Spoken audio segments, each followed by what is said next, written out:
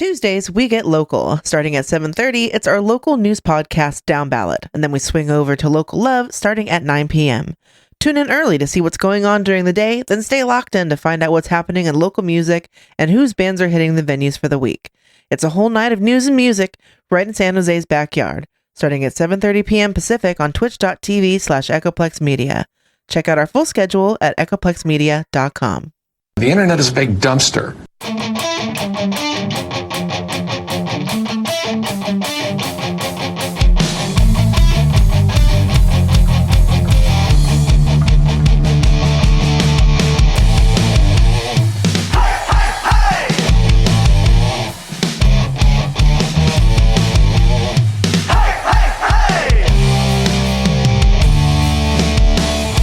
Shakes as the bass creates a space where your past is discarded.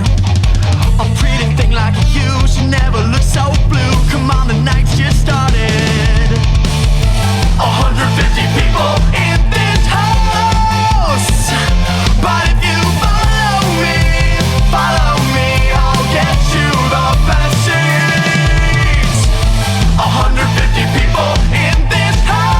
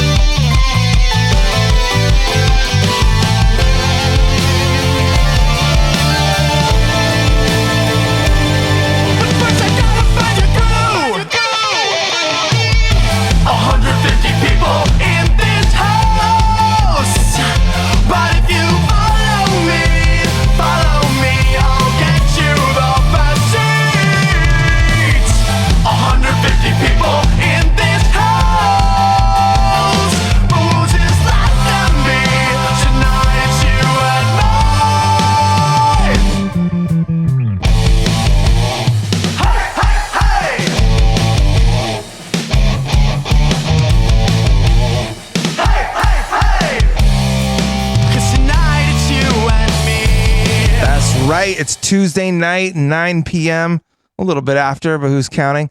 And you are on echoplexmedia.com, or you might be on Twitch, but welcome to Local Love. We do this show live every Tuesday night and available 24 hours a day in podcast form. My name is Chip DeVille, and I'm joined by producer Dave. How you doing, producer? Good, busy, crazy. I don't know, glad to be here, glad to not be hosting the show. Hey, right on. And then we've got Eligio Tapia from Crepuscle. How you doing, man? Hey, man, I'm doing great. Right Pleasure on. to be here.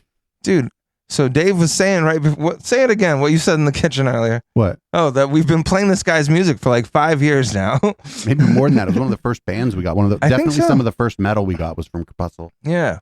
And we finally get a chance to get you here in the studio. Awesome, man. Well, great to hear that the music's been getting played, and good to be here, and hopefully we'll have some nice chats, show you guys some new music as well. Yeah, you know what's really interesting is this show kind of like broadened my perspective. I'd always had friends that were metal bands and stuff, but before I started doing this show, I never really got into metal. And now I like have favorite metal bands. Dude, right?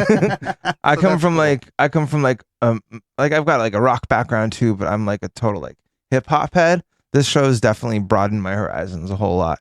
The whole concept of this show is exactly what you're hearing. Local musicians from pretty much the greater Bay Area. Everything that you hear on this show has been submitted by the artist. That's how we don't get sued. It's also great because it's just awesome to see like how much really good quality shit is coming from right in our own backyard. But That's mostly how we don't get sued. yeah, it's mostly how we don't get sued. But then we also have a 24-hour stream of music. So if you like any of the bands that you hear on this show, on this podcast, go to echoplexmedia.com/radio. We have our 24-hour stream of music. You can browse through the library and you can even request songs if you like. Or if you find a band that you like, do a little more digging. You're already on the internet. Just, go that little extra. But yeah, so Crepuscle. How long you guys been a band, man? Well, in its current form as Crepuscle, probably about 10 or 11 years. Holy shit. Yeah, so we've been around for a while. The first version of the band, I started in high school in 2006, I think. So, Okay. depending on when you consider the true beginning, at least 10 years. Okay. Yeah. Well, damn. And then you guys just had this new album that came out. Yeah, we still consider it the new album. Technically, it was released in 2019, but because we didn't really get a chance to properly promote it due to obvious circumstances, we'll still call it the new album for now. I like that. Yeah. That's cool. Well, I also liked when I was promoting the show online, I could look your guys' band up on the little Instagram music thing and like actually use one of your songs. That was pretty cool. Well, I'm going to go ahead and get everybody introduced to the band by playing this song. This is In the Wings of Glory. Anything you want to say about the song before we hit play? This is a fast song, fun song, a little bit of folk metal, triumphant feeling. So yeah, enjoy. Rock and roll. Let's hit it. This is In the Wings of Glory by Crepuscle. If you want, you can give the show a call, 415-903-PLEX.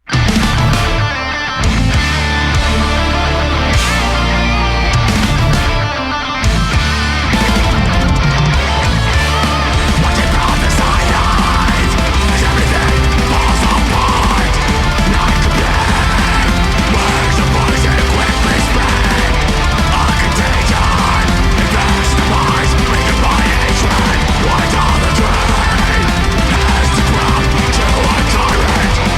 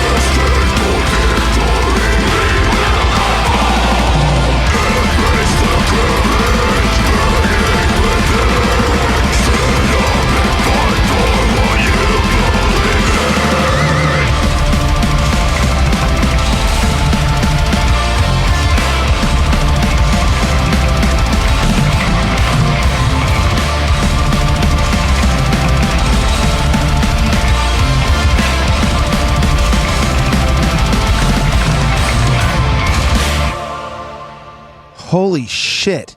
I feel like I just did like an entire workout like listening to that song. That was awesome. Yeah, chat was talking about the bass being the bass drum being on 16th, and y'all got a double bass going there, right? That isn't just somebody's foot going. So be real, like how in shape is your drummer? Yeah, he's pretty good shape. Man, yeah, I don't think I've ever seen like a portly like metal drummer, to be honest. Like Oh, I think I'm one. too much cardio. You'd probably underestimate that motherfucker too. Probably. So, band, you're looking at around 11 years strong.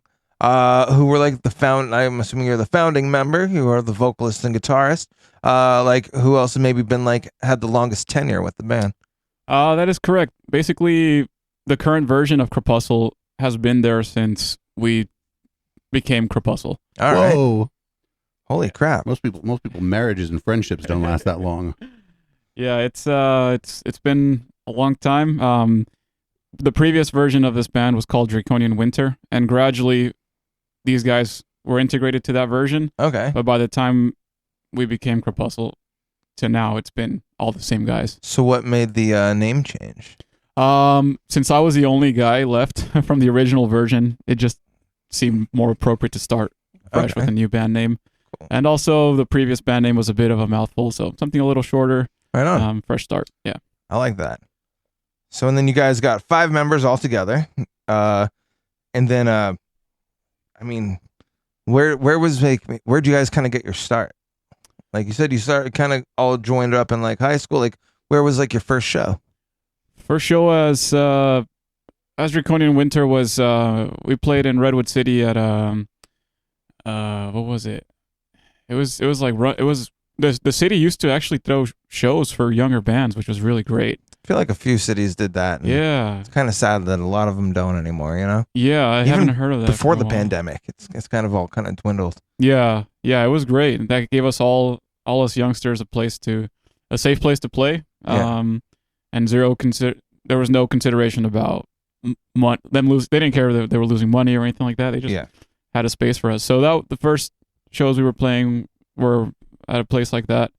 But then as time went on, we thankfully were able to play like DNA Lounge, Battle of the Bands type of deals. And once we became Crepuscle, our first show as Crepuscle was actually a backyard show in East San Jose, I think in 2011 or something. Is it like a house down from a liquor store and they got a big dirty backyard?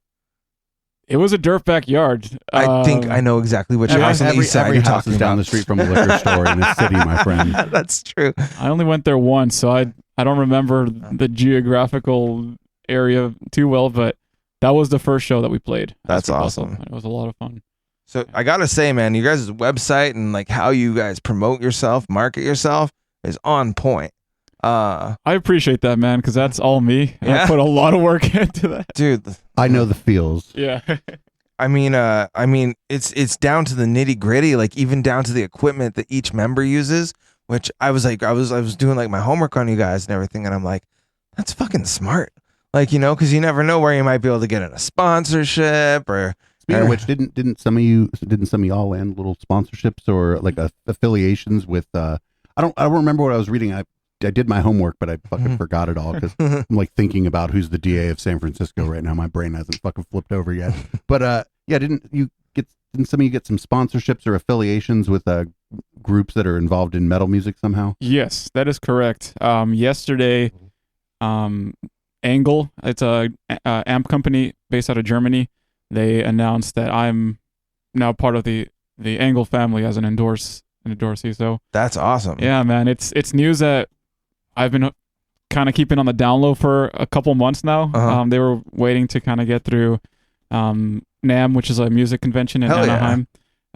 So they were waiting to get through that, and then now they made the announcement, and now I was able to make the announcement too, and I've been getting a lot of support from so many friends. Dude, that's awesome, man. Yeah, it feels really good. And our other guitarist, Cameron, has also been endorsed by them for a while. So nice. Now I joined as well, and we also both are endorsed by ESP Guitars. Oh, sweet. So we have the top tier instruments at our disposal. That's pretty awesome. Yeah. Man, that's really cool. Do you have to like give them a shout out when you're on stage or anything, or is it just you're rocking the gear? Yeah, nothing there's no requirements like that, but yeah, definitely rocking the gear. That's cool. And then I like to put out guitar videos here and there, so definitely make sure that it is known that we're using their equipment. Yeah. Well, if you guys want to check out the website, it's CREPUSCLE official.com. Crepuscle official. If you misspell it, Google will probably just be like, you probably meant this. But yeah, what would be the next song that you maybe want everybody to hear? Well, there was some talk about wanting something maybe a little slower here from the chat. I noticed something not too fast. So we have a song called Resignation on Heavenly Skies, which is a much slower track. And all right. Yeah, let's see. I like that. See what you think, chat room. All right. Yeah. Don't get all booty tickled. This is Resignation by Crepuscle. And we'll be right back. Stay tuned. Share the stream.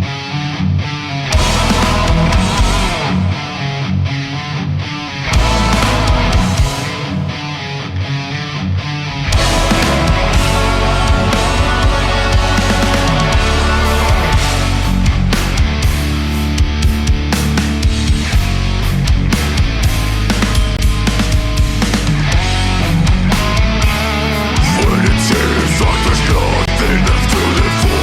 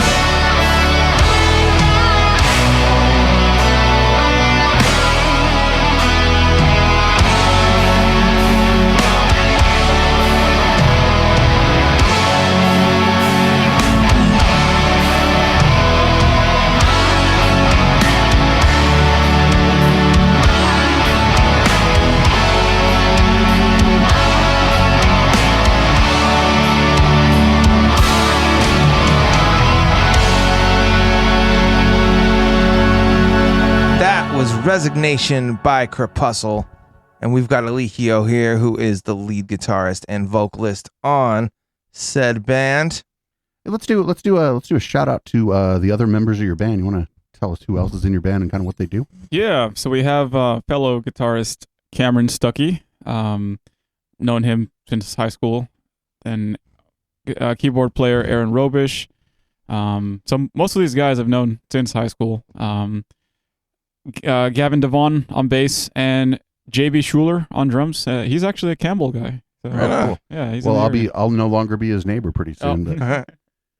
Yeah, we wish back in the day we used to have like 5 mics in here. We would have been able to invite the whole band, but these days it's not like that because this room's real small, and like doing video means that like if we put people over here, like they'll just be seeing like a bunch of crap over here and stuff. But when we move to the new spot, we'll be able to like have whole bands in again. And the other great thing is in the new spot that we're going to have, if for example Chip has to get up and walk away to go to the bathroom, he'd be able to go around that way behind all the cameras versus like cramming in behind the two of us. So yeah, we're getting a new studio soon. It's going to be a lot of fun. Speaking of which, if you're listening to this on the pod, give us money. You can go to streamlabs.com/Echoplex, donate there, or you can just go to the support page on our website, echoplexmedia.com, buy some swag, join our Patreon, give us money on PayPal. I guess you could send us money on Venmo, but I'd have to figure out how to log back into Venmo. There's just so many ways to give us money. But our shirts are the business. What's up, Meat Cakes? That's Meat Cakes is Aaron, the former bassist of Sweet Haya, actually. Yeah. We had him on a couple weeks ago to celebrate his time with Sweet Haya. Oh yeah. Got to catch them a few times live. Yeah. Back in like 2015 or 16. Yeah, they put on a hell of a show. Yeah. Well, damn, man. So you've got a show coming up in Oakland. Where's that going to be? So we're going to be playing at the Elbow Room. We are opening this tour that's stopping by. Other bands are Grave Shadow and Vintersea. And our keyboardist is actually in one of the touring bands, Grave Shadow. So sweet. He's pulling double duty that night with keyboard with us and then guitar later with Grave Shadow. But he was really excited to do that, so that's cool. He's up for the challenge. How do you guys usually like put shows together? Is it usually like you network with other bands, or does the venue usually kind of set that up for you? Like, what's your guys' general way of going about it? That's a great question. A little bit of both. Some gigs we put together and choose the bands that we want to play with. Other gigs we'll get like this one. We were contacted by the promoter for that show, asked if we wanted to play. I imagine maybe our name was passed along by the touring bands, but yeah, it's a little bit of both, and we'll see if schedules align with everybody and then kind of go from there. That's really cool. So real quick, thanks for following us, Dickington Tango Wood. Dickington Tango Wood. Thank you for following this channel. I love that guy. Do something else, but if you like the music here, make sure you're here. Oh, he'll send in some music. If you like the music here, make sure you're here every Tuesday night, and we also play music during our other shows. So make sure you're checking us out. Yeah. Thanks for tuning in. Let's see. So as far as like traveling shows and stuff like that, like where's maybe one of your favorite spots you got to travel to and perform? The furthest we've played is Texas. We did a tour in Texas with this band that's no longer around, but they were called Light the City, and I really liked playing in Texas. It was cool. Yeah. Cool venues, cool people.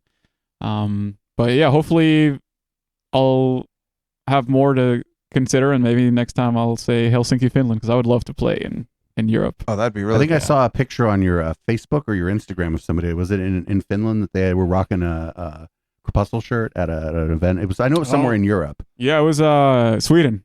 Sweden Rock Fest. Our friend went. Well, she's in Sweden, and she was representing Crepuscle, and it felt really cool to see that. That's really cool. Hopefully someday we'll be there as performers. Would be a lot of fun.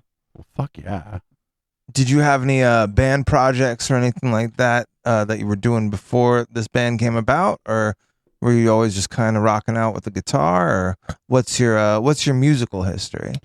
Nothing serious before this band. Certainly a little bit of jamming with some friends here and there, but this was kind of my main focus ever since I started. There's been a couple side projects that I joined briefly, but ultimately just Crepuscle is just kind of where I want to stay. Right on. I mean, being in one band that you're trying to promote, and you guys are doing a really good job on your marketing, everything's like super clean doing that, and just the day-to-day of one band is hard enough. Even if you're not in that role in the other band, if you're just like a player in another band, it just takes away your time from like your main project. And I don't know very many people who are able to juggle several projects very well, except Micah. He's a drummer of several bands, but those bands are all like the same group of homies too. So it's like, it's a side project, but it's all like, it's like Taco Bell ingredients. Yeah. It's like, yeah. It's all in the fam there, but you know, and he's not the lead in any of those bands. I couldn't imagine being the lead in a band and then just casually being in another band. Probably takes a little bit away from you doing the lead in your own band, and then you can't really give enough of yourself maybe to the other project, you know? Absolutely. Yeah. I think you nailed it. Since I'm kind of the main one pushing this band, there's just not a lot of energy or time left for any other project. And some of the other guys are in multiple bands. Cameron, the other guitar player, is in 5 bands, I think. Holy shit. Our drummer, that's why you're doing all the web work. Yeah.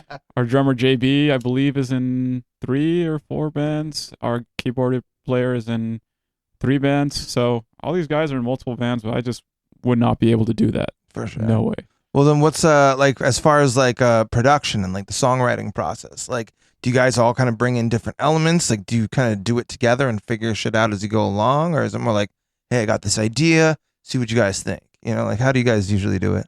That's an excellent question. I am the main composer, so I write about 80% of the music, and I just kind of present completed songs. And then I let them make some contributions here and there, and by letting them interpret certain ways that things should be played. But I'll usually present full songs. Our other guitar player will do the same, present a full song, and then if I have some ideas, then we'll just kind of collaborate, send stuff back and forth. Or sometimes we'll compose a song on a software called Guitar Pro, where if we put it on a Dropbox folder, we're able to see the updates in real time. And that's been really fun. It's like collaborating in person, but at home in your own home. So that's a cool way to do it, that the technology has enabled us to do. Did you start like utilizing that a lot more during the pandemic, or were you guys doing that even beforehand? Oh, we've been doing that for many years. However, during the pandemic, I'm the one who just basically wrote a bunch of music and just sent it out to them. I know a lot of people that got on their own solo projects during the pandemic because maybe their band wasn't working together, or bands. I also saw bands kind of add like new and interesting ways to communicate or get with their audience during the pandemic. And it was it's kind of neat to see, like, it wasn't necessarily surprising who did and who didn't, but some of the ways in which people who would have come on this show, 4 years ago and said, I know nothing about technology or whatever, the ways in which some of those people upped their fucking game and like learned a whole new skill set during the pandemic was incredibly impressive. Definitely. And you bring that with you too. Like, it's not, now that you're playing shows, in person, it doesn't mean that you're not going to keep doing any, those other things you were doing, because those work to reach people outside of your geographic area. If you're doing a stream, or if you're just more active online trying to like engage with in your case, the metal community or whatever, you're going to kind of bring that with you out of the pandemic, and that's going to be another tool in your tool belt. And that's one of the only good things about this period of time in which things got really fucking crazy in our society. Well, they were crazy before, but they got a different kind of crazy. Yeah, absolutely. Well, let's see. Is there another song that you'd maybe want to show the audience tonight? Yeah, let's play Ethereal Waters. Ethereal Waters. I like the sound of that. Give us a little bit of an intro here. Tell us what we're about to listen to. All right. This is a very, there's a lot of melodies in all of them, but this is a very melodic one. The structure is a little wild and has some crazy solos towards the end. So we all collectively really like this one and are looking forward to playing it next Tuesday. Hey, hell yeah, man. All right. Crepuscle, Ethereal Waters. Here we go.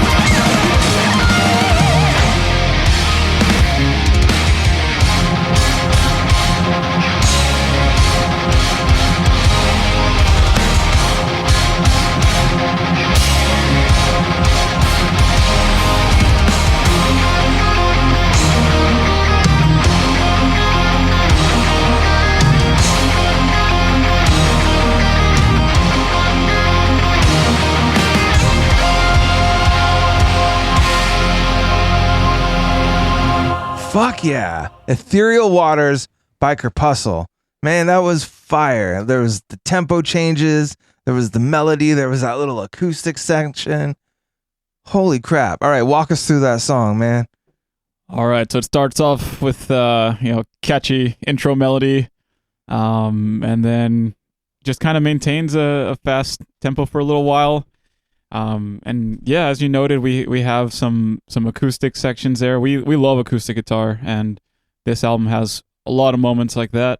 And then the structure is not very conventional, and we play solos for a long time at the end. Probably too long, some may say, but we like to play. Fuck 'em. We like to shred, so fuck it, yeah. Dude, that was great. So, what is maybe one of your guys' favorite songs to do live? Would you say? Oh man, I would say definitely this one's definitely up there. Yeah, yeah, probably our favorite. We've only played it twice now, so looking forward to playing it some more at future gigs. What's like a practice usually look like for you guys? So right now that we're getting ready for this show, we'll play the set a couple times. Mm-hmm. But if we're not focusing on a show, we're focusing on new music now. So we'll just be rehearsing the new songs a couple times as well. Mm-hmm. That's awesome. And then as far as like the audio quality, because you guys ever since you first sent us music, like way back, like what's your guys' whole recording process? Do you guys have a place that you actually go to record? Are you like a master of the home studio? Like what's your guys' deal? So for the first album, which is the songs you guys have been playing for a while, we recorded all of that at a friend's house. We did real amps, which was fun, but I think there's technology's gotten better where we don't have to record real amps in real time. So for this last album, Heavenly Skies, everything we've been playing from that.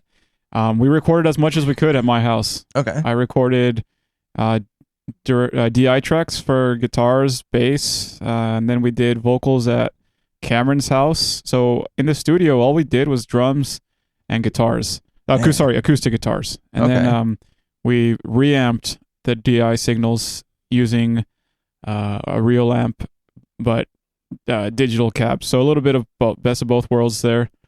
And then we had it mixed by the engineer who did the drums, and he mixed and mastered it. Man, yeah, the audio quality is just out of this world, man. Yeah, we generally don't get anything that's poorly recorded, or if we do, somebody's like, this is a little bit of a scratch take here. People they generally know. Yeah, it's a big DIY scene here in the South Bay. It's probably some of the engineering culture here. Like one of the only good things about the engineering culture here that rubs off is people are comfortable on computers and using computer technology, even in a style of music like metal that has generally not been very computery. That's very true, man. So as far as what was your guys' last show that you did before this upcoming one? We played at the X Bar in Cupertino on April 1st, and that was our first show back since everything started. Nice. And that's also where we played our last show, so it seemed appropriate to play there again. Well, they do a lot of metal there too. They do, yeah. And it was kind of like a showcase for the label that released our album. So they got together their bands, and there was one day, the day we played was all the metal bands, and the next day was a more like hardcore style bands. Okay. And it was a lot of fun. It was great to be back on stage. What label are you on? So this album was released by Crater Destructor, which is also a Bay Area based label. Nice. Yeah, it was a lot of fun. We had a couple fans fly in from Oregon to see us, which was wild, amazing. Hey, I'm gonna fly from Oregon to California to go watch somebody play in the side room at a bowling alley. That's some hardcore shit though, and that's pretty metal. That's very much either metal or punk rock is where your fans are gonna do that. Yeah, that was incredible, and we ended up playing pretty late in the evening. I think we went on at around midnight. But these guys had the biggest smiles on their faces, and they were like pretty much front row the entire show, just kind of waiting for us to come on. So that's fucking awesome. It was awesome. Amazing, and we played as best as we could for everybody, of course, but especially these guys that came in from afar. Was the is the video that's up on your guys' website, is that filmed at X Bar, or where was that filmed at? Yeah, that was from our CD release show back in 2019 All at right. the X Bar. Yeah, that was a great show. Probably one of our best. Right on. Oh my God! I just broke the cardinal rule, and my phone was not on silent. I suck at life. Well, that happened. Sorry.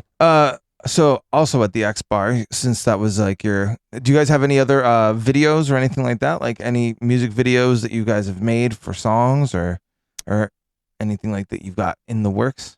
No official promo videos. We had some plans to maybe try to make one.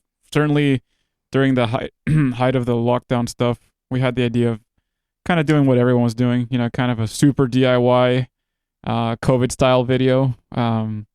It didn't end up panning out, and then we wanted to do something a little more serious, but that didn't work out either. And now we're getting close to the 3-year mark from when we released the album, so I'm not really sure if we're gonna get around to that, but certainly something like guitar videos I love putting together. Yeah. As a guitarist, I love watching guitar playthroughs, so I think there's gonna be probably a few more in our future, and then maybe from our upcoming show and any other shows we play, we'll get some live footage and kind of put together another live clip. That sounds cool, man. As far as like, what would you say because being together over a decade, that's huge for any band, really. But as far as like, do you maybe have any tracks from when you guys first started that you're either like still love that one, or maybe you're like, oh God, I don't like hearing that one, like what, as far as just as an artist, because every artist is their own worst critic. Our interviewer here is like, which of your songs sucks? No, not exactly. And that's not what I'm I understand that like feeling of like being like critical, or like hearing something that you made like, a long time ago, and then you're just like, ugh, I can like totally tell where my influence came from on that track, Yeah, that's a great question, and I would say on our first album, Draconian Winter, I'm very proud of that album, especially for how good it sounds and how young we were and how limited our resources were. But yeah, there's at least one song. It's called Gallows Hill. I don't like that song anymore. Oh wow. And coming up next, we've got Gallows Hill. No, I'm just kidding. If I don't have any plans of ever playing that live again. Yeah. So yeah, that's definitely one. The other tracks, I think, they still have their charm, and there's moments, of course, that I'll listen to. I'll still listen to the album, and I can point out the moments where I do kind of cringe, or my vibrato was shit, or something, a take that should have been redone was not. But it's part of our history now, and it shows our progression as well. That's where cool. we started and how far we've come. Yeah, I mean, I'm live 6 nights a week here, and sometimes I'll go back and listen to something or whatever, and I'll be like, uh-oh, what was I doing? Why was I even talking about that? Yeah, we all do that to ourselves. We have to. Actually, it's the only way any of us are going to get better at anything we do. So, yeah, it's good to be kind of critical and have these moments of reflection, and also appreciate the growth, because I'll listen to something that I did before and like, wow, I could have done that way better today. So yeah, come a long way. Any of the old stuff you've never recorded that you've been thinking about putting down? No, everything has pretty much been coming out. Now we do have a huge backlog of material. A lot of which was written in like 2013, to now even. Wow. And it's all going to be released in due time. So we don't like to write what we would consider a bad song. If we write a full song, it's pretty much going to be used cool. when the time is right. Man. Well, as far as like what is like metal your main your main influence, or like what other like bands maybe like do you listen to that you're like, damn, I kind of want to do something like that? Or do you got anybody specifically that inspires you or stands out to you? Yeah, certainly from the non-metal. Metal is pretty much mainly what I listen to, specifically melodic death metal, but I do also really enjoy Enya. I love Enya's music. Oh, you and my mom would get along. Yeah. I do like Baroque and Renaissance era music as well. And some of that influence does actually make it into Crepuscle playing. But yeah, mostly metal. I mean, I'm not against other styles. I'm not like an elitist in any way. I just really like metal, so I do mostly just listen to that. But if in terms of creating anything else, I would love to have an acoustic project someday where I just write and release acoustic tracks. That's that cool. are probably going to sound like Crepuscle music, just without distortion. The Crepuscle Unplugged album. Yeah. That'd actually be pretty cool. Which we actually, now that you mentioned that, we did record Draconian Winter in its entirety acoustic version. Oh, shit. With acoustic arrangements. Back in 2015 or 2016 is when we finalized the recording process. Mm-hmm. However, it hasn't seen the light of day because it became way too ambitious, and we recorded that with our friend who recorded our first album, and he had us record hundreds of tracks, which is way more than I think an actual acoustic album needs, but it kind of became his vision at some point, and his computer just couldn't handle it. So he's, at this point, now that technology has progressed, he's buying some pretty beefy stuff, and is planning on revisiting it, and maybe we'll release it at the 10-year anniversary, which will be 2024. Nice. Don't hold me to that, but so I had the my computer can't handle this. The blues, the mic can't. It was just my computer can't handle this during the pandemic, because we always had people here.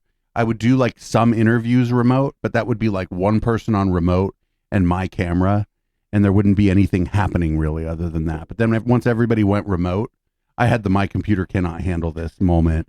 We also went through a bunch of different services before we found Video Ninja for remote, but the Video Ninja was even more taxing on computer systems, so I definitely had to. First time in a long time, I built a fucking gaming computer, and I don't play video games. It's just the demands of audio production or video production or video games are almost the same demands on a computer. Minus, of course, if it's just music, the video card, you don't really need to worry about that so much. But yeah, it's you do eventually, you're like, oh man, I'm out of computer. I just ran out of computer now. I can't do any more because I don't have enough computer. And that's always sad. Yeah, definitely. There's definitely a limit. It is sad and frustrating when that limit is reached. Our friend did try mixing it as best as he could, and he was having to he was having to listen to things by having to bounce them, like to wave files or whatever. Yeah, exactly. But yeah, eventually just his computer couldn't handle it, so it's been on hold until further notice. Yeah. As far as like, oh, sorry, go ahead. Oh yeah, for a while too, computer components were like, like expensive. Like I'm lucky I built like right at the beginning of the pandemic before things got real bad. But for a while, like, processor that should be $200 was $600. A video card that should be $500 was $1,500. Like that kind of stuff because of the supply chain problems, and just, I mean, you can't produce that much shit in your factory if everybody can't go to the factory because they all might fucking die. Or not, they're not all going to die, but some of them are. Some of them are going to get sick and shit. And like you can't, even places we think of, this stuff is produced outside of the United States. Those are still human beings, and nobody's going to send somebody into a work environment where they're like confident that some of those people are going to get very sick or die.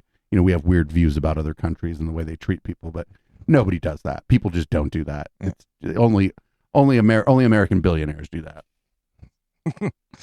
Yeah.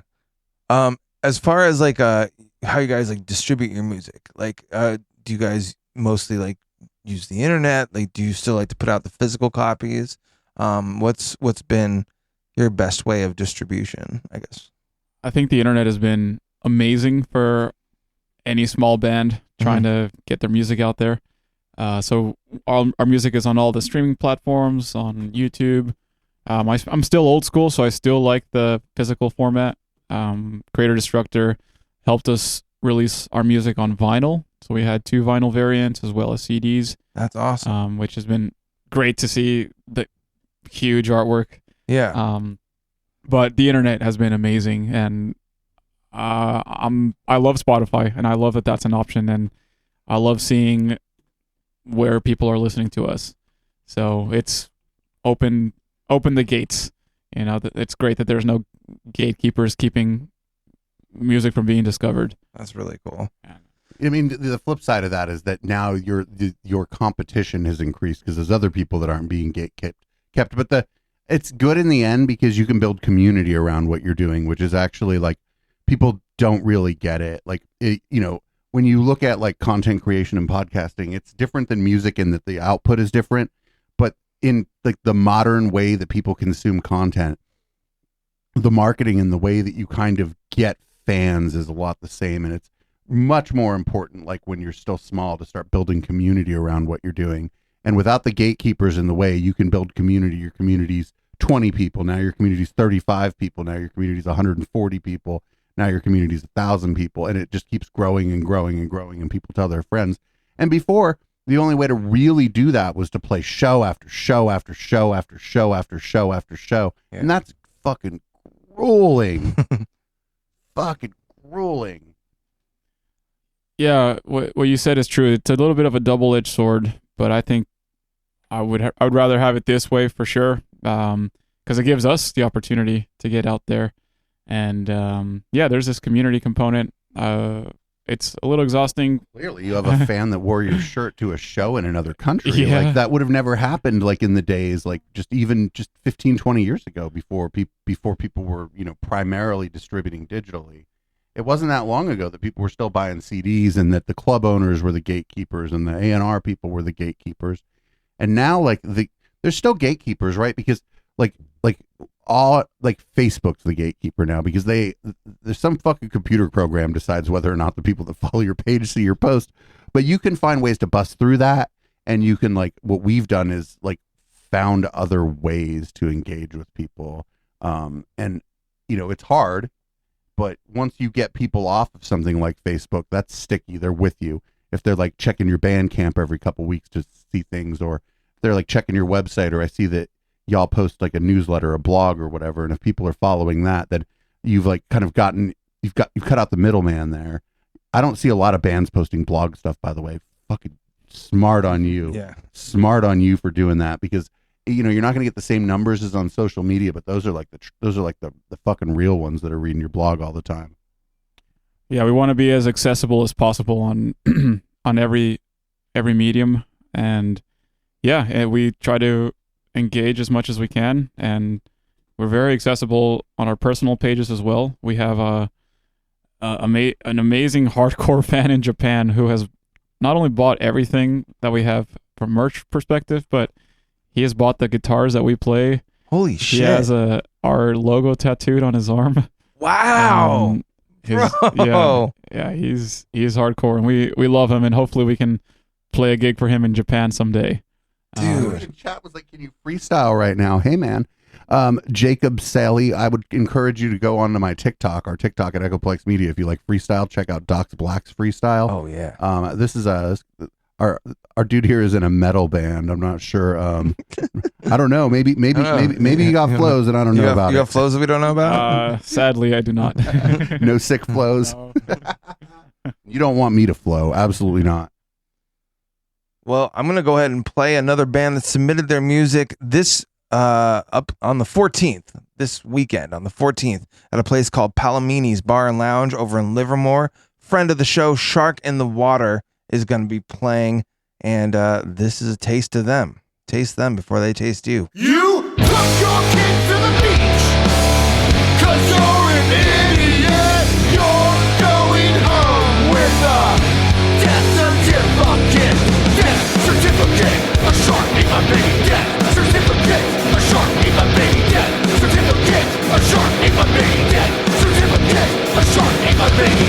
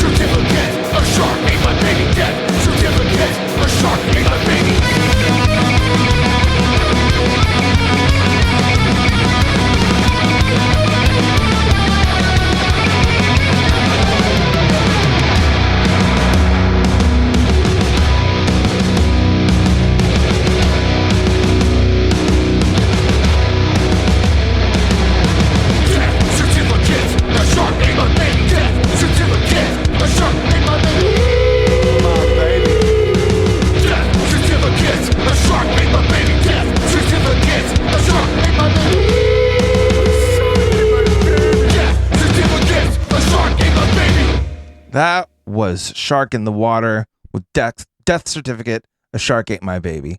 We are here with Elikio from Crepuscle. And if you're just tuning in, thank you. If you're listening to the podcast, thank you as well. Be sure to share it with a friend or an enemy, or just text a random number and see if it works. Just do it. It'll be fun.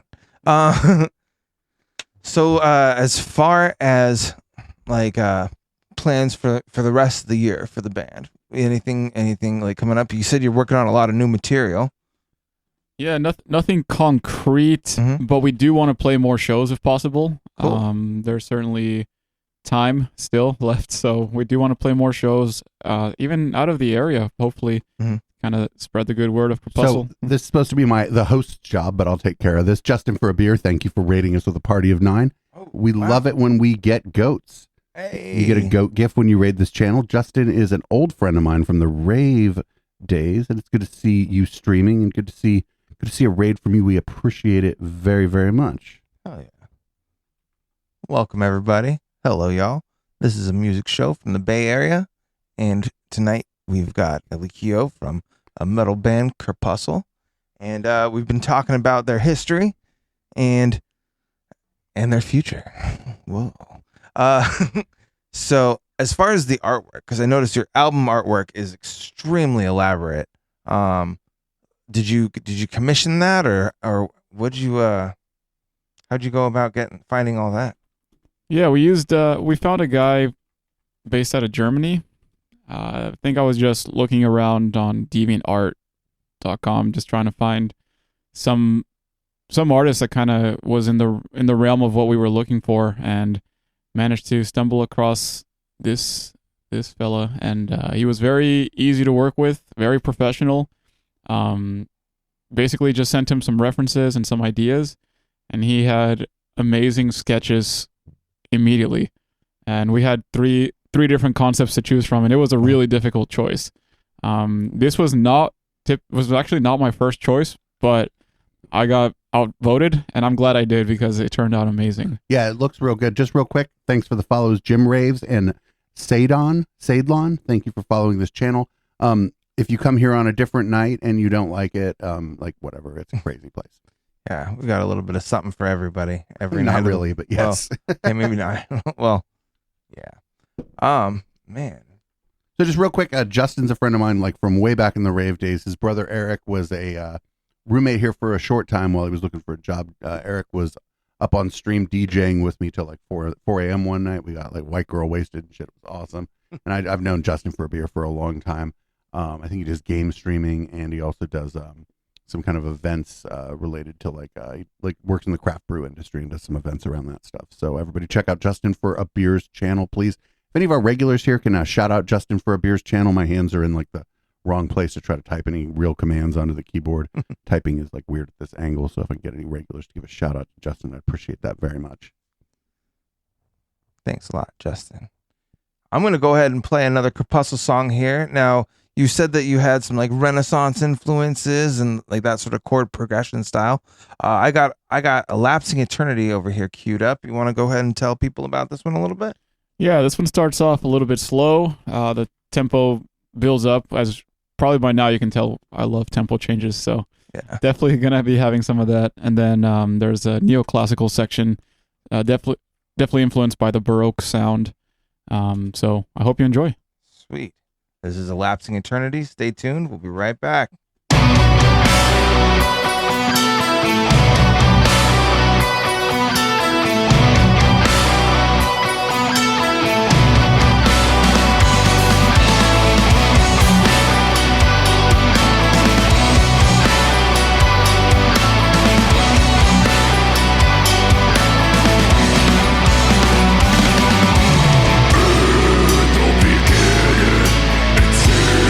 So eternal.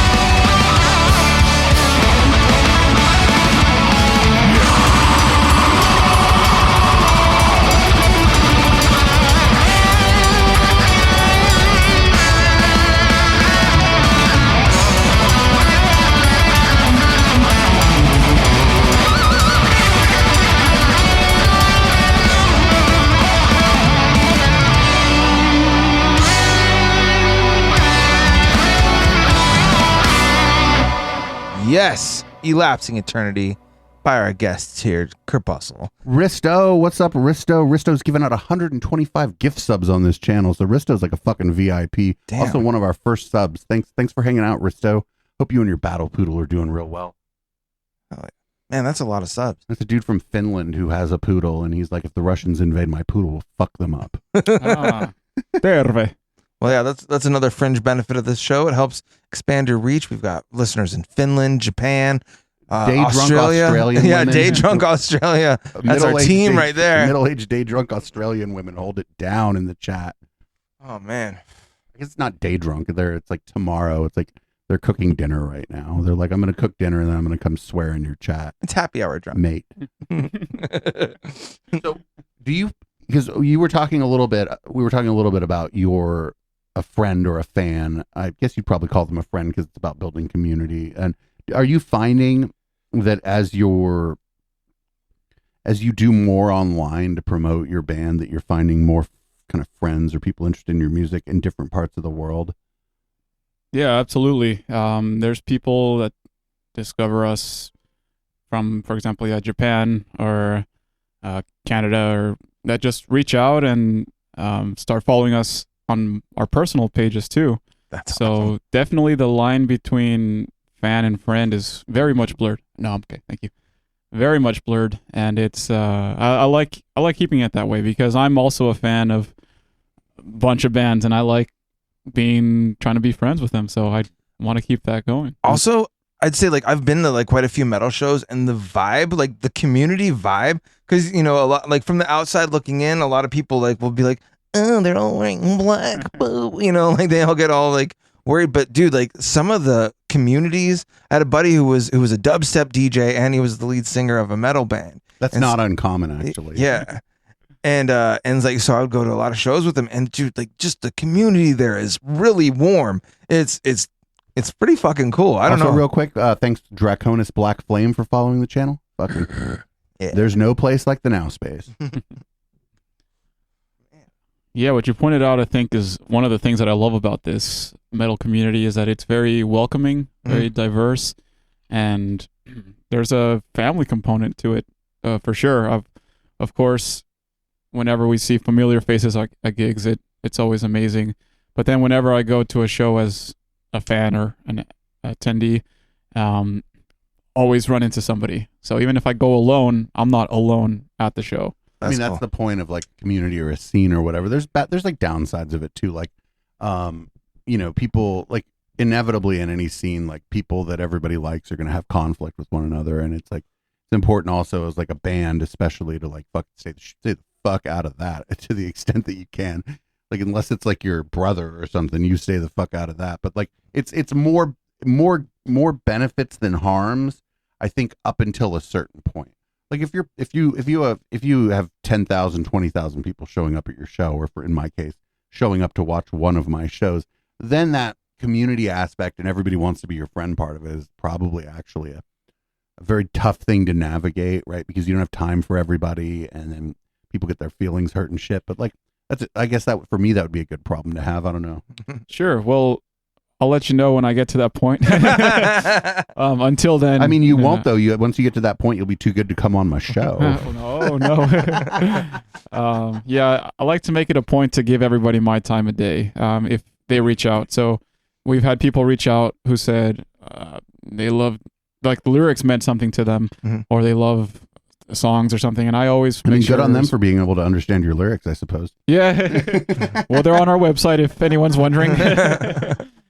But for example, today I got a lot of love after the announcement that I'm playing Angle now, and I make sure to respond to everybody. Dude, that's great. Everybody gets my time of day. That's really Can you want to give a shout out to the Angle real quick? Yeah, Angle amps based out of Germany, ESP guitars as well, some of the best instruments in the world, and we get to play them. We're going to do a little shout out, by the way. I'll do a little shout out too. Please do. We don't do this enough on the air. This show would never sound the way that it did if we weren't running Linux. Just real quick, the KX Studio project, they build a toolkit that you can slap on top of any like Ubuntu version of Linux. Ubuntu is a very popular version of Linux, and it includes all kinds of DSP and audio routing that you can't get anywhere else. And just real quick, if you're listening via the audio only, and I did check, and there's a few of you doing that. There's an application called Butt, and it literally stands for broadcast using this thing. So shout out to anybody who's still listening audio only to the show. We would not have been able to put this together, and I would have eventually probably given up if I didn't have this amazing toolkit available to me from the beginning. So, and I guess shout out to Pioneer for making good DJ controllers, whatever. Actually, if you are interested in starting your own and you kind of like what we do here, you've still got all the gear and stuff that we use on the website too, right? The wiki, even better. You have Bang Wiki in the chat, and you can just go look at the studio. We have a wiki. You can find out a bunch of things. If you like, if there's you can't put a space between the Bang and the wiki. But if you have if you're like they're talking about something and then it's not on the wiki, you can email us to complain, and then like one of the people that watches this show who has signed up for the wiki will go ahead and put that on our wiki. That's the point of it. It's like a updated database of what the fuck's going on around here that I don't have to actually fucking maintain myself. Also, that runs on Linux, by the way. That runs on an Ubuntu server using wiki.js. Shout out to DigitalOcean. They've been a sponsor of this show for about 6 years now. You can go to our website on the support page. If you know what DigitalOcean is, you can get $100 free credit. And then if you keep your account long enough, they kick us down $25. And you keep your account even longer, they kick us down $100. So fuck yeah. Keep your accounts, people. Don't lose your passwords. Get a password manager. Oh, you got a password manager too. We're not sponsored by those people. Those people are normal, so they're not going to sponsor this fucking shit here. What other kind of gear are you into? I know you have this sponsored gear, but like what other kind of like stuff do you really like? Like it.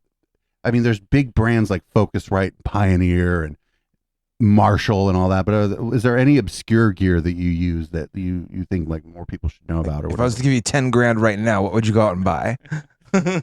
I'm a very simple guy. I would probably just buy more ESP guitars, to be honest. So I've ESP guitars, now angle amps. I don't really use a ton of pedals, guitar pedals, and my setup for recording is really minimal, just an interface. What kind of interface you got? I have a really old Tascam interface that I got probably in 2010, something like that.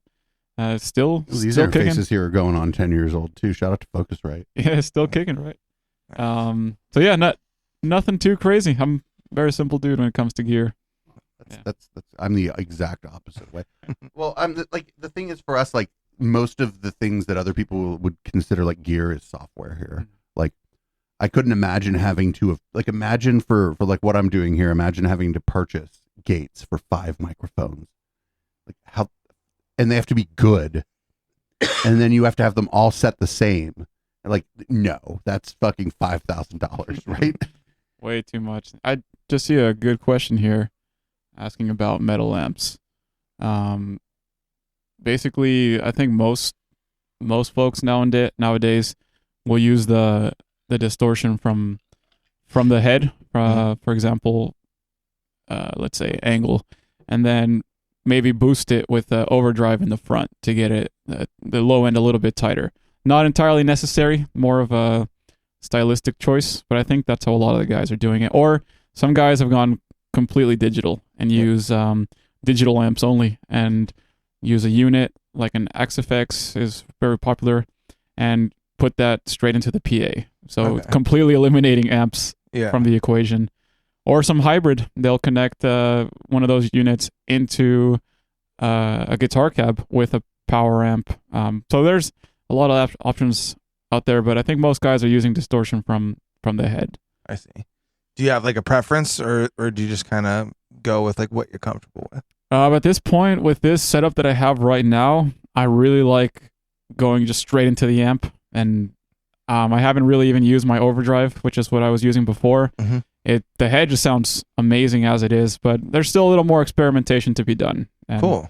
We'll see how it goes. Yeah. So like, what's your typical like day consist of? Like, do you usually just kind of like even just play on your guitar on your own? Like what's your overall process? Because you said you like to compose most of the music. Like, what's your general process when you're in that zone, when you're in that mode?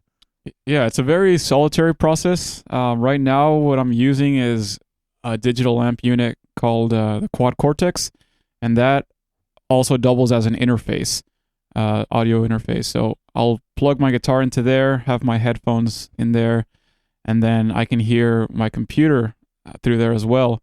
I'll blend it together, and I'll usually have that going. And if I'm rehearsing for a gig like I am right now, I'll just go through the set through my headphones and play along to it. But if I'm composing, then I'll have Guitar Pro software open and just kind of compose as I go along. But it's all, I live in an apartment, so I try to keep it as courteous as possible and just play with headphones if I can. We definitely know how that goes. It's there's just amazing gear out there. I remember when we were doing sound, there were a lot of people didn't like this piece of gear. It was called the drive rack. But the thing I liked about the drive rack is like you could just immediately change all the settings in real time. So if there was like some fucking DJ that I know that was like, hey, you know what I like is red lines on the mixer. Well, as they switched over, I would walk over and press a button to switch them over because he liked a lot of red lines. And I was like, actually, the next guy's a professional, and you switch it over, and then it's not squashing their sound. You're getting more bass out of it. It's much better. Oh, little tiny picture of a drive rack. Yeah, I was gonna try to put it on the browser. Oh, that's a DBX one. Maybe that wouldn't be the one. But anyway, it's gear is really weird and really personal, and people like different kinds of gear for like very different reasons. And it's like interesting to talk to people about gear, especially like hearing you talk about it, because you're certainly not like opposed to using computers in what you're doing. And so like, what's the guitar? What was the name of the thing you use on the like software again? Oh, Guitar Pro. Guitar Pro. Yeah. I swear I've heard somebody talk about that again, or before, but I just like spaced it out. Yeah, it's a great tool to use. It makes it really easy to compose, and also for when a song is done, you can send it to the other guys and they just learn the songs. So it makes it way easier instead of having to sit there and teach them a song or trying to hash it out in a rehearsal space. It makes it easier for that process. Well, like especially as people get older and like, you know, people like have families, or they like, you know, they're like, oh, you know, I thought I was going to do music for a living, but it turns out that I'm actually doing this. So I have to like budget my time for the music. And then, yeah, their time budgeting doesn't always have to line up with when you can budget your time. Mind you, you can't really do the thing and do it well without budgeting some time together. But it changes a lot of stuff. Now the time that you have together, you're getting tight. You're getting the songs tight. The person, they're not learning the song. They know the song, but they don't know how the drummer plays the song. So now you're spending your time like kind of honing the way that you sound together versus just figuring out what the hell the song sounds like in the first place. And, you know, other people do it different. You know, there's bands that we're friends with that we really like that they're primarily jam bands. And that's a whole different scene and a whole different way of doing it. But it's just like really cool that the technology has sort of enabled people who may have honestly fallen off because of their other obligations to be able to kind of stay on the same page with the people in the band via, you know, like Guitar Pro, or, you know, even just sending people, well, here's what the drummer's doing. And, you know, like this wasn't possible before. So I just wonder how many like musical geniuses the world lost because that person like, well, I got to go be an accountant, you know, I can't do both. I can't rock anymore. Now you can be an accountant and be in a metal band. Yeah. I work at in a financial institution. I see. Like, I wasn't trying to call you out. No, but you're totally right. Dude, yeah. Doing this show, that we've met like so many different like dudes in bands. Like one's a paralegal, one's like a process server. Like not for nothing, Nay Hall's like moving her way up inside of, I believe it's Facebook or Google or whatever. Oh wow. I mean, I wouldn't necessarily work at those places, but that's not my decision for her life. And, you know, we've God, who else have we met that was just like, you find out what they do for a living? I swear to you, somebody who came in here and they were like a physicist or something. I forget who it was. It was like not like our homie or whatever. Maybe it wasn't. Maybe it was a biologist, or it was like something that you wouldn't have expected. Yeah. And yeah, I think like technology is enabling a lot of that stuff because those things are full-time jobs and you have time for a hobby. But a band is a little more than a hobby. I'd say so. Maybe before it was. It's a commitment. Yeah, it's a bit of a commitment. It's like being married to people that are never. Oh shit! Never mind. I'll be careful here. Well, okay, so I'm trying to kind of like show our audience, because we've gotten to hear a whole bunch of different kinds of sound. Now, you would mention that this one, Lunar Lullaby, is an acoustic track? Yeah, that is correct. All right, I'm going to go ahead and play for the people an acoustic track. So we're getting the full spectrum of Crepuscle. And if you like what you're hearing, go to their website, which is crepuscleofficial.com. And stay tuned. We will be right back.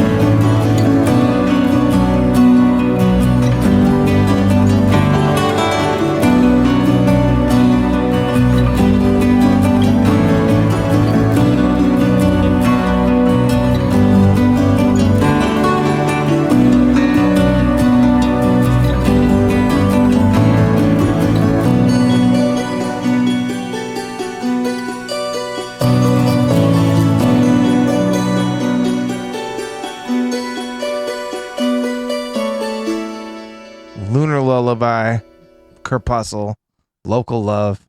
It's for if you're like Randall Pink and you can fall asleep in a minute. That's a perfect lullaby. I don't know if you remember Randall Pink, like fucking would go sit on the couch and just fucking out. Yeah, somebody in the chat's like, clearly this guy doesn't have kids. No, I'm just kidding. I don't know. I don't either. So.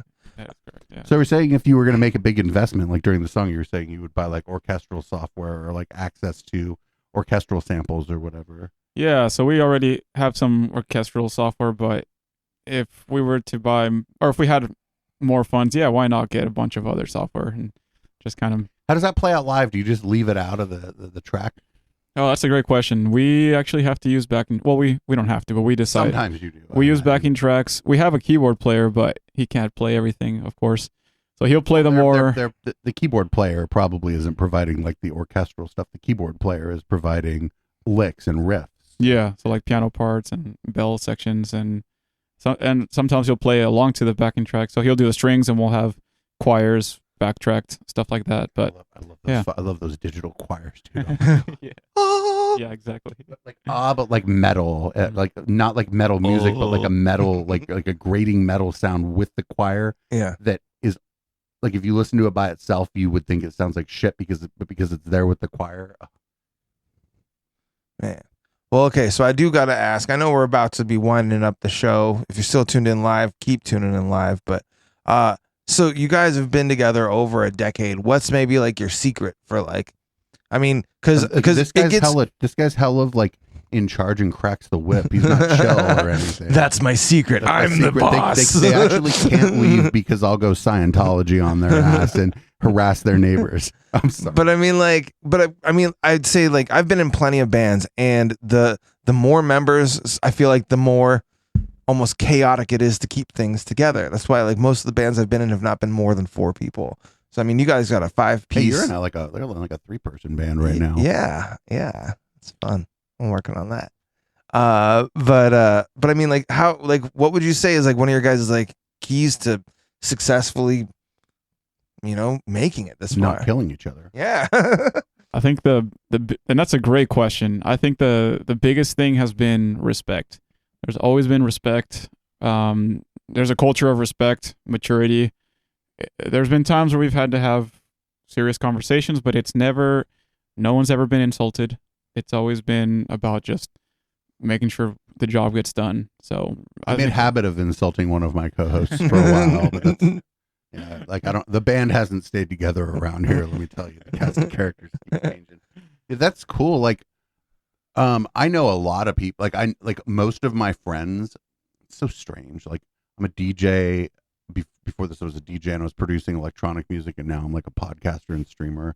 And like most of my friends, maybe not my oldest friends, but the people that I meet like around are always people from bands. It's just always people in bands that are like kind of the new or the not the people I've known for 20 years part of my circle. And it's so different to like hear your story versus like people I know in bands, because they'll have a few drinks and they'll be like, oh my God, this one bassist. Yeah, like there's the one dude with a reputation or something. Yeah, thankfully nothing like that. We're all really chill. We all just like doing what we do. Even though I'm the main composer, everybody shares the vision. There's no ego in this band, really. We all just get together to. You can't do 5 people without somebody kind of being the person who has the say. You know what I'm saying? We struggled with this as an organization. Chip, you were here when we tried to run everything by committee. Yeah. Do you remember when as soon as we stopped trying to run everything by committee, like we started to have good products? Yes. Yes. We started to gain listenership, and we started to like stop having meetings at La Pizzeria where 12 people were all trying to tell everybody else there what they thought we should do with the project. And like, you can't, like, that's a waste of fucking time. It was a fun idea at the time, but yeah, it was very counterproductive. It's a waste of fucking time. Yeah. And it doesn't mean you don't listen to anybody or whatever, but it does mean that like you're saying you're the main dude, but you have to, like, if you've kept the rest of your band, that means that you don't like talk down to them. If you think that they're wrong, you probably just tell them that they're wrong, and then everybody just moves the fuck on. Like, yeah, definitely. There's never really been a moment where I don't think anyone's felt disrespected. At least I hope not. And in fact, I try to get the guys to their opinion, like, hey, what do you guys think about this? Or try to get them involved so it doesn't feel like I'm the only one doing anything. Or at least you should beg them to help with the web work stuff. Though. I feel like I'm starting to be like, well, if next month, instead of just barely scraping by on the money I make here, what if I make enough money for 2 people to scrape by? Would I be able to tell the second one what to do? Well, we did have a question from the chat, and I wanted to ask for their sake, because we appreciate our chat checking us out and interacting. Most of you. We appreciate most of you fuckers.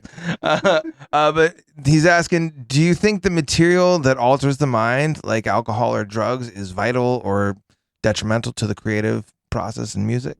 That's a great question. I would say for me, it's detrimental. Mm-hmm. I like to drink beer and I like to have, a few, but when it comes to music, I separate the two. I can't play guitar after more than a few beers, and I get really frustrated. Yeah. If frustrated with yourself, basically. Yeah. Your body's not doing what you expect it to do. Exactly. And in terms of creativity, it doesn't help in any way. If anything, there's been times where I had a couple beers at rehearsal, or maybe at a gig I'll have one before and one during the show, but certainly nothing much more. You keep it within your limits. I mean, for you, like at a show, maybe a beer is like a prop or whatever. It gives you something to grab between the songs, or absolutely. What about? I've come at it differently. Like, when I was writing music, which I actually wasn't very good at, except I wrote one really good song, but like whatever. Me and whoever was writing with me at the time, we would just get obliterated stoned, and it was like easier for us to like put ideas out and whatnot. But the flip side of that is, if I went to go through and like, okay, there's like 27 tracks here, like, do we need 20? No, we don't need 27 tracks. We don't need 15 different bongo samples, right? So, but then I would go back through sober and kind of take a look at what was going on in the track, and I think that that work for us insofar as we would finish a song. Worked for us insofar as it like worked. No. But like doing what I'm doing here too, I will get frustrated with myself like later at night. If I'm DJing, it's fine, whatever. That's different. Like, you could DJ drunk, right? You just have to be a little more careful. And you're not, it's not like when you're playing a guitar where you're hitting every lick or whatever. You're DJing, you're thinking ahead 5 tracks, you're trying to figure out what's going on. You're trying to like build a mood with music that other people have done. You're mixing it together in interesting ways.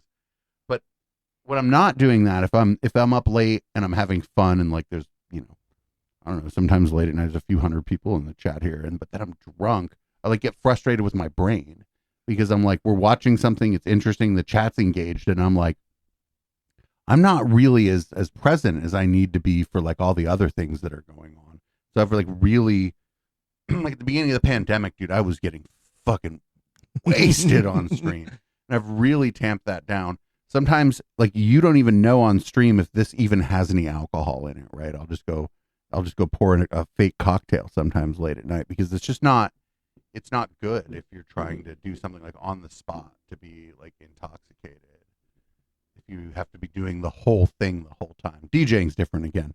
You can be like, I'm a little drunk. I need a glass of water. Where's a 6-minute song? You know, but you can't do that if you're playing the fucking guitar and singing now, can you? Not very easily. Oh man. Well, music stands by itself enough, though. If you got yourself into feeling some kind of way, you can probably rely on your band for a few minutes to keep the crowd going. I don't know. Yeah, and we like to play tight, and having more than a couple drinks makes that really difficult to do. So we take this very seriously on that level. We like our friends having a good time and having beers when we're playing. We want the party atmosphere for sure. But when it comes to performing, we take that very seriously and separate the two. And yeah, good discussion being had here in the chat. Oh yeah, look good. Yeah, we got CT Catch up in the chat. New member was cracking. I know that guy. It can be. I mean, for some people, CT Catch, right? Like some other people, like they get drunk or they get stoned or whatever, and it plays itself out socially too, right? Like there's always like your friend who gets stoned and doesn't really talk much, but you still want to hang out with them, that they're your friend, but they get like really high and they don't have much to say, and like they're having fun, they're enjoying themselves, but that has to play out in like songwriting too, where like if people get high or they get drunk or whatever, that part of their like consciousness is no longer really there with them anymore because they're like in a different mode. And those people should probably take up DJing as a side hustle. 'Cause you could do that shit fucked up. Well, so I was gonna play the self-titled track for the album, but do you got any other recommendations or anything you'd want me to play? That's a great one. It's a fast one. Well, we'll see if we get any fucking drama from the chat on the fast one. Yeah. All right. Sorry ahead of time. This is Heavenly Skies. Stick this in your pipe and smoke it. We'll be right back.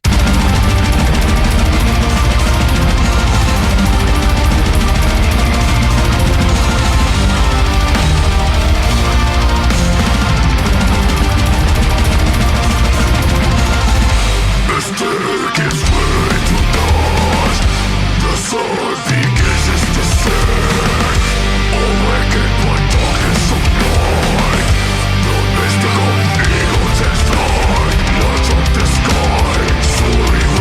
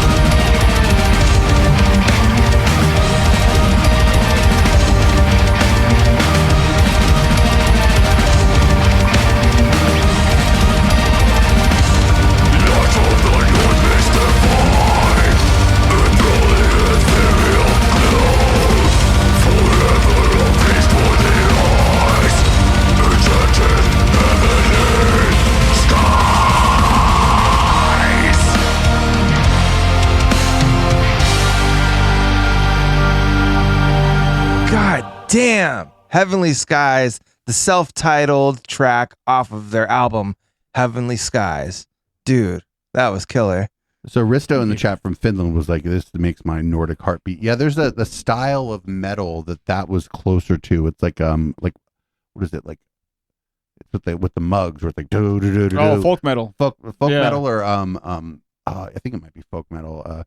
That band Pandemonium that plays that kind of music. Oh yeah. They talk about like the different size of the mug. Is you like if the song's slower, you can have a bigger mug because you can go back and forth. I think it's like some kind of Nordic metal or whatever. That's cool to hear that. We're heavily influenced by Nordic bands, so it makes sense here. That It's really fun. I see you guys on Twitter, but I think you're just like having it repost other things. If I see a person on Twitter with like some kind of Nordic image as their their profile picture, I assume they're white supremacists. Oh. None of that here, in case that has to be clarified. I wasn't. We're never too like the music scene here. I was actually, when we started doing a music show, I was actually a little concerned that we might kind of run into some shitty people and whatnot. And we just haven't. Like we've run into people who have like gotten too drunk on the show or couldn't handle the smoke-a-thon or whatever. But I was like legitimately concerned we'd like kind of run into some shitty people, and we just haven't. And that's been fantastic. I was super impressed with the music community during COVID. And I've just been impressed with the Bay Area music community overall, getting to know people in the community. These are people I never would have met or whatever. And I was a little concerned because we were just like bringing strangers over, and we've just never, ever had any kind of like real problem with any of our guests. And that's been fantastic. Thank goodness. So before we get out of here, I wanted to talk a little bit about stage fright. Have you ever had stage fright? Were you ever super nervous before something you played? That is a great question. I typically don't get much stage fright anymore. I'm usually just, there's maybe a little bit of stress and anxiety going on because you want things to go right. But that stress and anxiety right. like goes up as soon as things start to look like they're not going right. Yeah, and then once you're on stage and the intro track hits, then it all goes away. But actually recently, a couple weeks ago, I went on stage for a song to do guest vocals for this band called Darkness Everywhere. Our guitarist Cameron is in that band as well. And I was really nervous when I got up there. I was shaking. I mean, they're putting darkness everywhere. They sound important. So it was... they make night happen all over the universe. It was nerve-wracking. Also, I'm not hiding behind a guitar. Though? I did, actually. I saw some clips. And it seems like I did well. And then, but I remember even getting off stage when I went back to my friends who were holding, or when I was holding my beer, my hand was shaking still because, like the nerves. Yeah, the nerves were still hitting for a good like 5 minutes after. But for the most part, not really nervous anymore. And I think for me, a lot of that comes with trying to be as prepared as possible. In this case, I was singing. You and me are like the same dude. Yeah, man. We're the same dude. In this case, I was singing somebody else's lyrics, so I wanted to do my best, and then also in someone else's band. So, yeah, I think there was more nervousness there. But when it comes to my own music and my own lyrics, I usually feel pretty confident enough. Yeah. Chip, when was the last time you were nervous when you showed up? My first big show back after the pandemic, like that I was really, really nervous for, actually, I backed my truck into a fire hydrant at Westgate Mall, and luckily the water didn't shoot up. There's still a hole in my back bumper because I was just all nerves. The fire hydrants are built better these days. Yeah. It's not like a cartoon anymore. They've managed to de-cartoonize the fire hydrants. But that was probably my most recent. I still like before gigs, because I'm a textbook overthinker. With the last gig I went with you, you were a little. Bzzz. Oh yeah. I didn't say nothing. I didn't say nothing because I wasn't gonna fuck with you about it. I'm always kind of nervous before the show, and like you said, like once that first track goes, then it's great. But I mean, just recently I had a gig where I had an empty dance floor most of the night. Not like to no fault of like what I was playing, but it was just kind of a dead night for the bar. Right. But still, like while you're up there, time go. You've been in this position. Oh time just goes slower, and every single negative thought is running through your head. So is it me? That's so funny because I was gonna say almost the same thing. The last time I was actually nervous before playing something because of how big it was the first time I played Bike Party. Oh wow. Because I had ridden it before and I'd seen the other DJs and I was like, no shade to the people. They just weren't like, they hadn't, they were new Bedroom. or they were wedding DJs who wanted to kind of while out at bike party. And I was like, this is going to be fine. This is going to be fine. And then we show up and then Brandon's like, we're going to get arrested. And we're like, we're not going to get arrested. Brandon's like, we're setting up on the Monopoly board in front of the Children's Discovery Museum to play for an illegal party. We're going to get arrested. And I was like, we're not going to get arrested. But then the bike starts showing up. And I was like, hey, you want to play first? He's like, I'm worried we're going to get arrested. And I'm like, I'm terrified because there's like 5,000 people here. And he's like, okay, I guess I'll play first because my fear is irrational. And fucking 30 seconds into the first song, some little girl comes up and hugs my leg while I'm playing. And I'm like, this is going to be fine. This is fantastic. But yeah, what you were saying about like when you're playing an empty room, I get anxiety then. Yeah. I don't generally get anxiety, but an empty room, I'm just like, I don't think, oh, are the people not here because I'm here? I think I haven't done my job. Yeah. I haven't done anything to encourage people to come here, which is a different feeling than I've driven people away. Just wanted to comment on that. Our last gig, we ended up going on just after midnight. Mm-hmm. So it was, unfortunately, some of our friends couldn't stay that late and they had to leave. And when we were setting up, the venue was empty. So we thought we were going to play only to our fans from Oregon, which, we would still play the same, but it's not you don't get that reaction, the same energy as you do. That energy is reciprocal. Like 100%. Exactly. And it turns out people were just outside, like getting a little fresh air. So you're getting a little fresh air. Yeah. You're doing what you do outside of the venue. Yeah. When they came back, and it was certainly fewer people than the band before us played to, but still we had a good crowd and everybody who was there enjoyed it. But I will say that was a very stressful setup because for that reason, it looked like nobody was there. And because it was super late and we were just trying to get on as quickly as possible, we have a stand for our banner that was the first time we tried using it. And in the commotion, we ended up breaking it as we were trying to set up. So it was a total Spinal Tap moment. Well, first of all, we brought it on stage and we had put the banner on it to kind of try to streamline it. However, when we put it on the stage, we didn't realize the banner was backwards. So we had to, that's great though. Super Spinal Tap moment, turn it around, and then I'd have left it backwards. I'd have been like, act like you know. Well, if we had done that, maybe we wouldn't have broken the stand. But we turn it around, try to hastily raise it, and in doing so, we broke it. So that was stressor. And then our backing track setup, that was our first show with our new setup, and I dropped the headphone amp, and then it wasn't turning on. So stressor number 2. Turns out the battery just got loose, so able to fix that. But then when we were setting up, the door guy, who was not very happy with the show going on late, and I get it, but he was saying we were probably only going to play 10 minutes. And it's like, dude, what are you talking about? We've waited here 6 or 7 hours, and you're telling us... Wait, you show up at the beginning? Oh. Yeah, we showed up. I'm an asshole. That's right. We showed up from the beginning, set up our merch, and we were there the whole time, and you're going to tell us we're going to play like 2 songs? And these people flew in from Oregon? Like, no, that's not happening. Yeah. So thankfully, we were able to straighten that out, and we played our full set. But yeah, there was certainly a significant amount of stress and anxiety during that. Yeah, that's so interesting that all 3 of us ended up in the same place. I'm not nervous. Like, okay, I was more nervous at Bike Party, but I played the White Party in like 1999. Oh, like where everybody dresses like No, it's a circuit party. I don't know if you know what circuit parties are. I don't think so. Well, I played a circuit party. There were like 5,000 gay dudes on GHB there. And they were playing this sort of like kind of high energy music all night. And I went up and I played like disco music, and I was so nervous.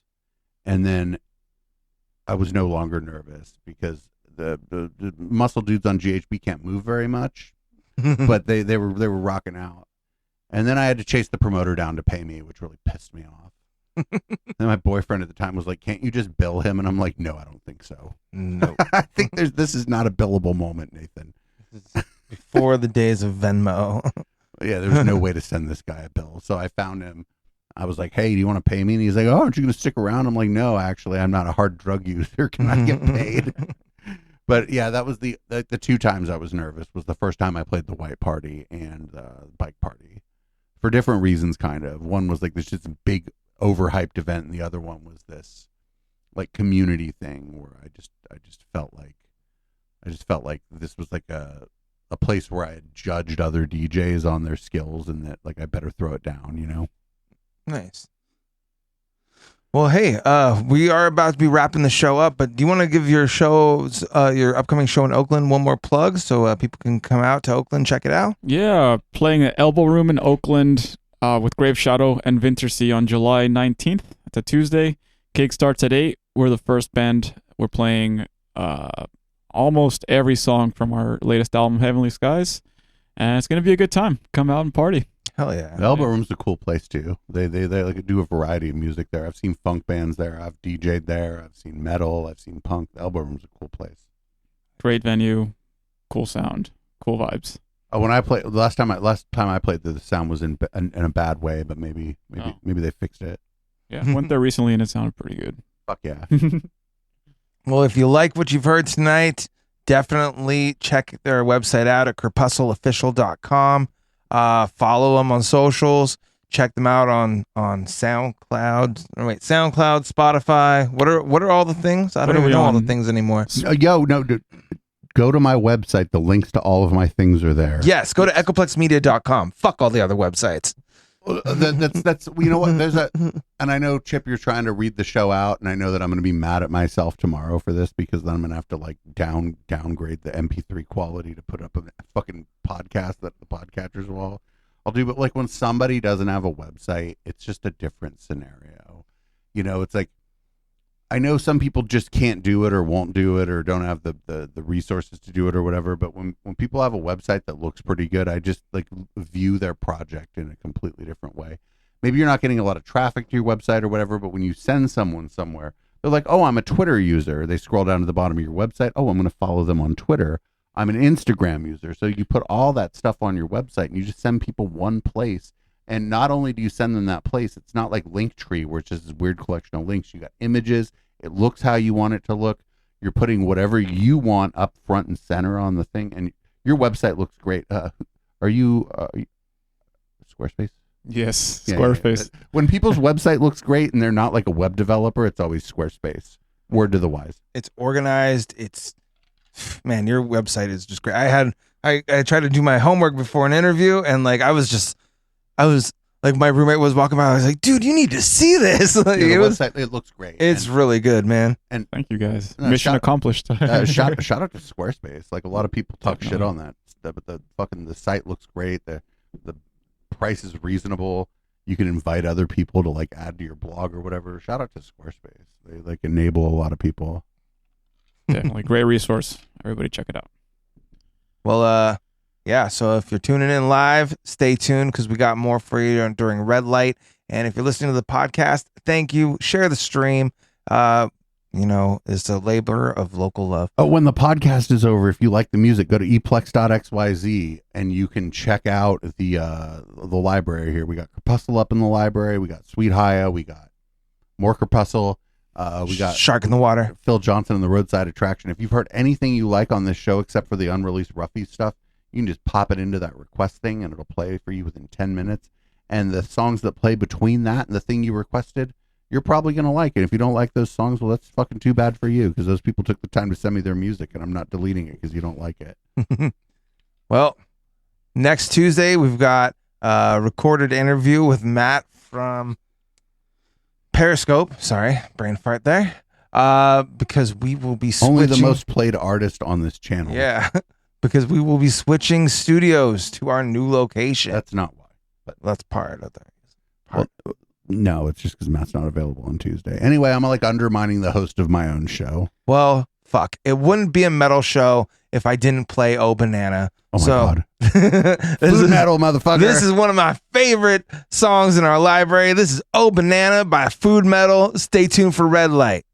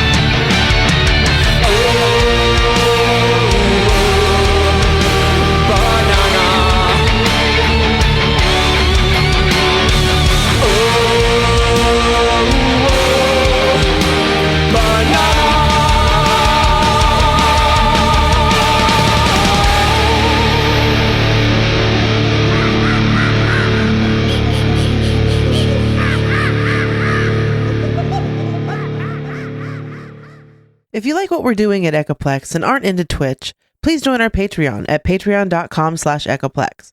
For $5, you can get every show from beginning to end sent to you as an MP3, even the stuff we bleep out because it's too spicy for Twitch. Echoplex would not be where we are today if it wasn't for the community support we receive. Find out all the ways you can support the show at echoplexmedia.com/support.